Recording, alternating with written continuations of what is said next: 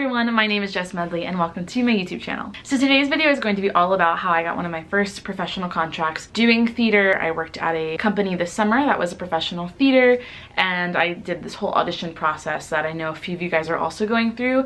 So I thought I would kind of share exactly what I did and how I ended up booking the job. So if you guys don't know, I do work as a professional actor in Orlando, and I'm going to be done with school, getting my BFA in musical theater in December, and I'm so excited just to kind of be free and be able to go out into the world and do my thing, do what I'm passionate about. Before I was able to leave school, I had to secure a professional internship, which is basically getting a job at a professional company that makes at least minimum wage, blah, blah, blah. There's a couple other requirements, but I had to go through this really lengthy audition process to find my job that I worked at this past summer in Virginia. So some of you guys were wondering how I went about that, and that's what we're going to be detailing today. So to start off, this summer I worked at the Prizery, which is a professional theater company in South Boston, Virginia. It's a very small town, and this summer they did Oklahoma. I was Miss Gertie Cummings. They did a Red, White, and Broadway, like 4th of July patriotic thing, cabaret. A bunch of us did a bunch of songs and we did some groove numbers type of deal. And after that we did Gypsy, and I played Miss Louise, which is also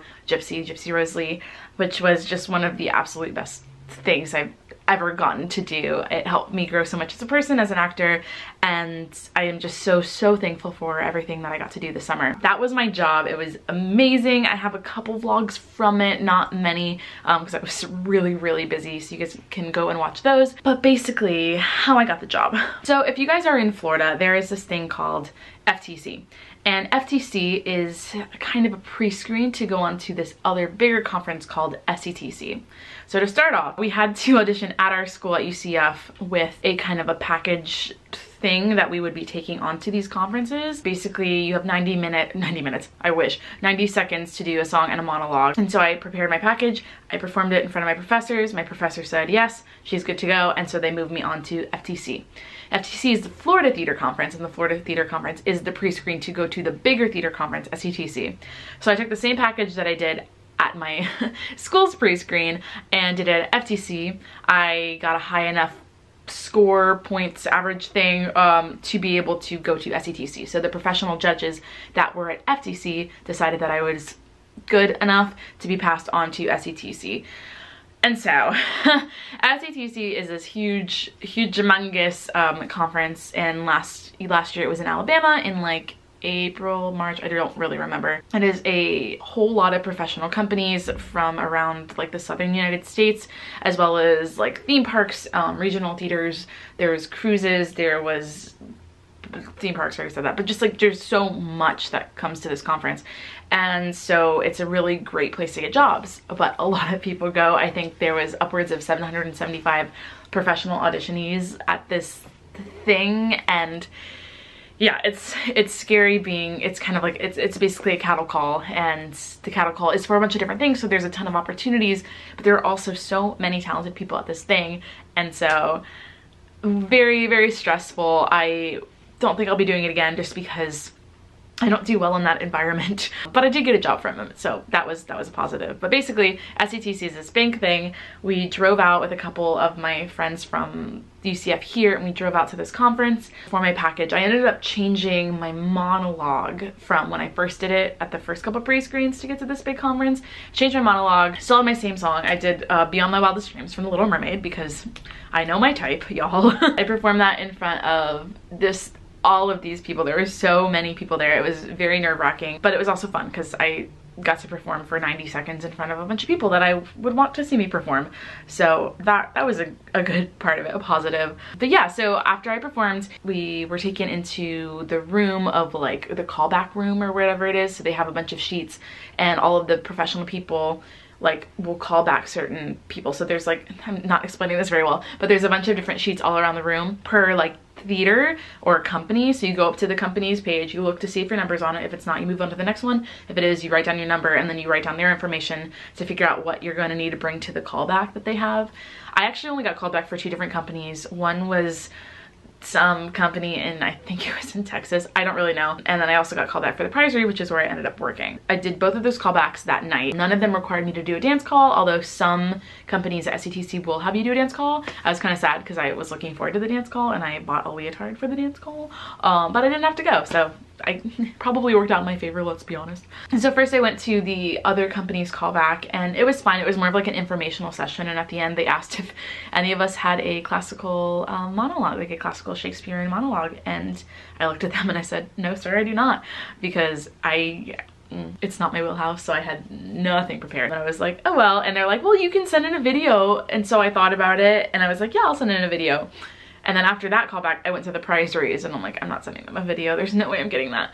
So I went to the prize raise callback, and that was a more like callback situation type of deal. So we went in and they had us learn a couple pieces from the different shows that they were doing. We learned some songs from Oklahoma for Lori and for Ado Annie, and then we learned a couple songs from Gypsy. Both of them were for Louise, but they were just, there was Little Lamb and it was Let Me Entertain You, just to show the different parts of her. So we went in, we sang, did my thing. I felt really, really great about the callback. I tried to be as positive and nice and bubbly as humanly possible, to be like, hi, remember me? Hi, I'm the redhead in the red dress. I wore this like bright red dress to kind of market myself as I am red, so they'll remember me. I don't know if it worked, but redhead, red dress, had a red bag. My resume is red, so you know. But after that, I left. I went back to my hotel. I wrote a couple thank you cards. I left them for them, and I fell in love with the company that I ended up working with this summer, like at the conference. So I got home like 2 days later and I filmed a video of me singing another song from Oklahoma, because I thought that I was called back for Lori, because I see that more as my type than any of the other characters. And I filmed a song from Oklahoma, and then I sent them another email to be like, hey, like, thank you so much for this opportunity. Like, it was a really great auditioning for you. I hope to hear back from you soon. And I attached the video, and like the next day I get an email and they're like, we'd like to offer you the role of Louise and Gypsy. And I was like, yay, but also what? Like, I was so confused. I never saw myself as a Louise at all, but now I really don't see myself as anything but. I adore her character, and I am so thankful I got to play her. It was a definite summer stock experience. While we were learning one show during the day, we were learning another show at night, and then in between performances and things, we were learning other shows and having to memorize dialogue for other things, and it was a crazy 7 weeks. That's how long I was there, but I wouldn't change it for the world. I had the best time. I learned so much about being an actor and a professional in like the theater world, but so much more about myself, and that is like the biggest thing that I took away from that summer. So if you have the opportunity to get a job at a summer stock thing where you're just constantly with a bunch of other people, like a little, like you have like a group of people that you're with the whole time, and some people don't like that environment, but I thrive off of it because I love making little families where I go. And so the Pricery Summer 2018 family it's a good one. So I'm very, very thankful. If you guys have any other questions about specifics in auditioning, there's not like much I can say because it really, really depends on the person. Pick a song that shows you off the best, know your type, because that's easiest for casting directors to be like, oh, she's this type, great, put her here, type of deal. I see myself as an ingenue princess like type, so I went for that in my song, and Louise is kind of that ish in the beginning, so that helped me, I suppose. That's at least where my mind is, like putting the pieces of how that happened. And my monologue, 10 out of 10, y'all go do a funny monologue. Dramatic ones are great, they work sometimes, it's fine, but funny ones are like, they're just better to do for big calls like that, because if you leave and they're laughing, like they're gonna be like, oh wow, she's funny, I want her. So generally it works better. Not for everybody, but that's what I suggest. That's what my teachers suggested to me. If you're gonna bring things with you, you need to have a bunch of resumes. Make sure they are nice, make sure they are colorful and memorable. My resume, I'm wearing like a red shirt, kind of like this color, and my font is the same on my resume as it is on the bottom of my headshot, and my resume is the same red as the red in my shirt because I just am insane.